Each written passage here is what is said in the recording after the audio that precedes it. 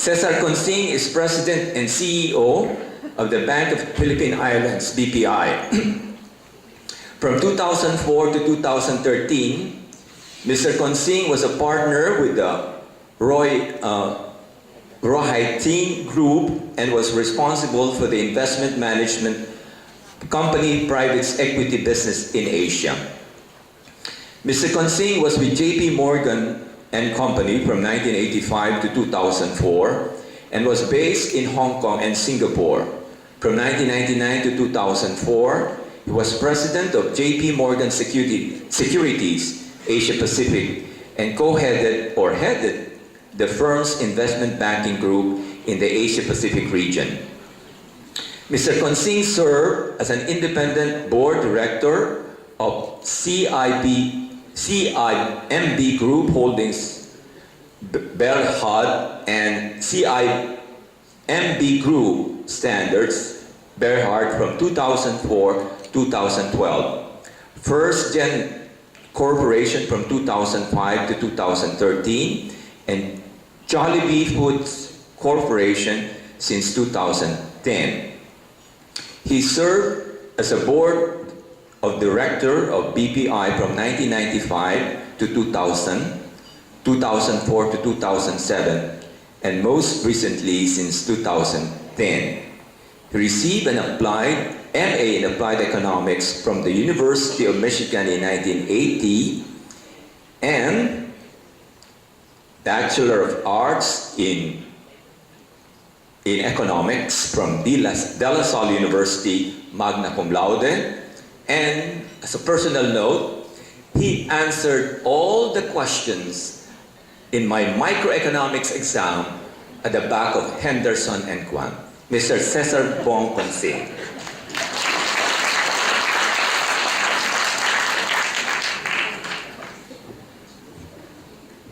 Thank you, Professor Tuliao. You've aged much more gracefully than I have. Good morning, ladies and gentlemen, officers of the Philippine Economic Society, Board of Advisors of the Philippine Economic Society, led by our former Prime Minister, Virata, our former Undersecretary of Finance, Romy Bernardo, and other distinguished guests. Good morning. 2 years ago, the BPI Foundation, working in partnership with WWF Philippines, commissioned a project called the Climate Risk Adaptation Project to study the effects on key cities of extreme climate events. The study, completed in late 2011 but yet to be released, has proven to be remarkably prescient. The calamity that has befallen Tacloban proves that sometimes the academics get it right. So what does the tragedy that is Tacloban have to do with sustainable and inclusive growth? Everything, I'm afraid. Our country has demonstrated the ability to weather global economic storms. Note the '98 Asian crises, the 2008 Lehman crisis, the 2013 emerging markets volatility brought about by the prospect of tapering. But I wonder whether we will be able to successfully weather the crisis brought about by bad weather. Surely, from the standpoint of macroeconomic performance, the tragedy in Eastern Visayas is manageable. The region accounts for only 2% of GDP. With the budget deficit at only 2.3% of GDP, the government has the wherewithal to step up spending. In fact, while Secretary Purisima has indicated that the GDP growth rate in 2014 can be reduced by 1% as a result of the calamity, our economists at Bank of PI think that 6.5% to 7% growth in 2014 is still very achievable. Even Yolanda's inflation impact should be muted.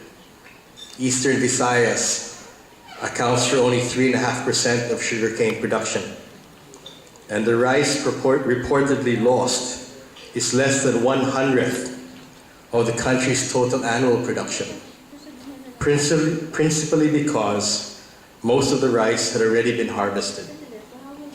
Finally and ironically, rebuilding efforts should provide a GDP boost in 2014. So, if the macro numbers can withstand Yolanda, what should we as economists worry about? One only need watch the tragedy unfold on television and be aware of our own gut response to what we see and hear to know the answer.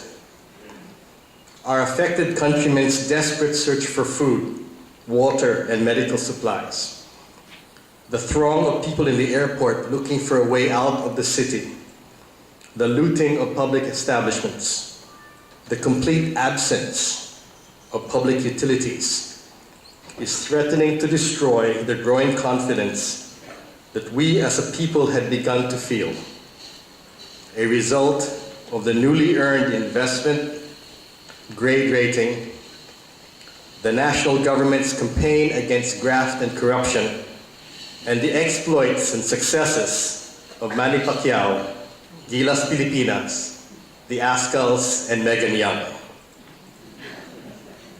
If there is one theme underlying the haunting post-typhoon images of Tacloban, it is the severe lack or shortcomings in public goods in all of their forms: power, water, roads, bridges, airports, hospitals, military transport vehicles. In fact, we should probably marvel at what has been accomplished in the aftermath of the typhoon, despite the dearth of public goods. And for this, the private sector deserves much kudos. As all of us intuitively understand, sustainable growth requires an ample supply of public goods. There are limits to privatization. Indeed, if profits were the sole objective of economic behavior, very little by way of public goods would be supplied. But provide a strong base of public goods, and the private sector will follow the money to provide the oomph that every healthy economy needs. Inclusive growth is probably even more dependent on public goods. The poor have less ability to pay as they go. A good baseline of public goods does more to improve the relative situation of the poorest amongst us than the richest amongst us. Indeed, the countries with the best public infrastructures tend to be the most economically inclusive. Tacloban has highlighted the importance of public goods, of hard and soft infrastructure, much more vividly than any economics textbook ever can. Tacloban is frightening because it could be in any place in our beloved country. Tacloban is depressing because it reveals a chink in our armor and rips away at our growing confidence that, as a nation, we are about to join the more developed countries in the region. Tacloban is infuriating because by bringing to the fore the dearth of public infrastructure, it exemplifies the true cost of graft, corruption, and tax evasion. So having spent several minutes bemoaning our fate, what can we do to be constructive? As a banker, I keep an eye on two macro numbers. First is our GDP per capita. I note that at about $3,000, it is about a quarter of the average GDP per capita of countries with credit ratings equal to ours. Second is our ratio of bank loans to GDP. I note that it is somewhere between 35 to 40%, about the same as Indonesia, but half of India's, and certainly much lower than most of the other developed Asian economies that have ratios well in excess of 100%. The conclusion one draws by looking at these two numbers is pretty straightforward. That is, as a country, we are still quite poor. And as a result, most of our countrymen are not creditworthy by conventional banking standards. Indeed, 80% of Filipinos are still unbanked. But if we as a people become a little more prosperous, if we can achieve a per capita income closer to, say, $4,000, a much larger percentage of us become bankable. This per capita target is achievable if we continue to grow at, say, 7% or more per annum, and we control our procreative impulses. And how do we sustain this growth rate? Given our growth trajectory, the answer must be infrastructure.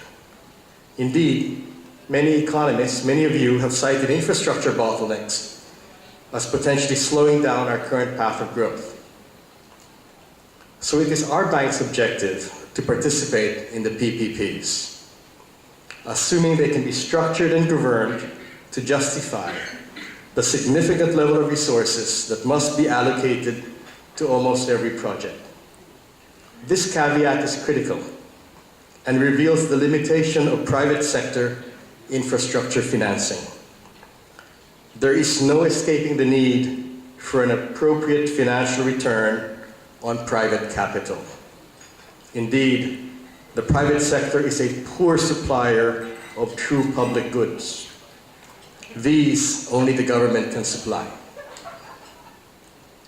Tacloban need not be an absolute disaster. Its handling need not be a national shame. Tacloban need not derail our growing confidence that our country's economic prosperity is attainable in our lifetimes. But if we are to regain this confidence, we must step up. Government must do more to provide the public goods that will be supportive of sustainable and inclusive economic growth. As a people, we have to learn to accept and in fact champion rigorous, unflinching campaigns to curb tax evasion, graft and corruption, and administrative incompetence. For how can we afford what we have to afford? As banks, we have to be bigger and better, since only by getting bigger and better can we be truly supportive of the long-term capital formation needs of our nation. If we can find it in ourselves to each do our part, we can use this tragedy, one of biblical proportions, to step up as Filipinos in firm control of what we can control and on the path of sustainable and inclusive growth. Thank you very much.